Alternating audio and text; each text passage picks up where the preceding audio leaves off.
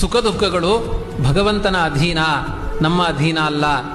ಯಾವಾಗ ನಮಗೆ ಸುಖ ಸಿಗಬೇಕು ಆವಾಗಲೇ ಸುಖ ಕೊಡ್ತಾನೆ, ಯಾವಾಗ ದುಃಖ ಬರಬೇಕು ಆವಾಗಲೇ ದುಃಖ ಕೊಡ್ತಾನೆ. ಸುಖ ದುಃಖ ಕೊಡುವ ಸಾಮರ್ಥ್ಯ ಜಗತ್ತಿನ ಯಾವ ಜನರಿಗೂ ಇಲ್ಲ. ಸುಮ್ಮನೆ ನಾವು ಅವರು ಇವರು ಬೆರಳು ತೋರಿಸ್ತೇವೆ, ಎಂಕಾಯ ಅಂಚಂತೆ ಆಯೆ ಅಂತ, ಅವನು ಸ್ವತಂತ್ರನ, ಅವನು ಅದು ನಿನ್ನ ಪ್ರಾರಬ್ಧ, ಅದಕ್ಕೆ ಸೂಚಕ ಅವನಷ್ಟೇ. ಹಾವು ಬಂದು ಕಡಿಯುತ್ತೆ ಎನ್ನಲಿಕ್ಕೆ ಕಾರಣ ಏನು ಗೊತ್ತಾ? ಮೃತ್ಯು ಸೂಚನೆಗೆ ನಿನ್ನ ಪ್ರಾರಬ್ಧ. ಸಾವು ಬಂದಿದೆ, ಹಾವು ನೆಪ ಆಗಿದೆ. ಕೊರೋನಾ ಬಂದು ಎಷ್ಟೋ ಜನ ಸತ್ರು, ಕೊರೋನಾ ಬೈಯೋದಲ್ಲ, ಮೃತ್ಯು ಬರಬೇಕು ಅಂತ ನಿಯಮ ಇತ್ತು, ಅದಕ್ಕೆ ಕೊರೋನಾ ನೆಪ ಆಯಿತು. ಹಾಗೆ ನನ್ನನ್ನು ನಿಂದನೆ ಮಾಡಲಿಕ್ಕೆ ನನ್ನ ಕರ್ಮ ನೆಪ ಆಯಿತು ಅವನ ಮೂಲಕ. ಹಾಗಾಗಿ ದಾಸರು ಹೇಳ್ತಾರೆ, ವಿಷ ಇಕ್ಕಿದವನಿಗೆ ಷಡ್ರಸವನಿಕ್ಕಲು ಬೇಕು. ವೈರ ಬಿಡಿ ಅಂತ ಅರ್ಥ. ಷಡ್ರಸ ಅಂದರೆ ಪರಮಾನ್ನದ ಊಟ ಹಾಕಿಯವನಿಗೆ, ನಿಮಗೆ ವಿಷ ಹಾಕಿದವನಿಗೆ ಅಂದರೆ ಇನ್ನು ಪರಮಾನ್ನ ಮಾಡಿ ಹೋಗಿ ಬಡಿಸಿ ಅಂತ ಅರ್ಥ ಅಲ್ಲ. ನೀವು ಅವನ ಬಗ್ಗೆ ಉದಾಸೀನ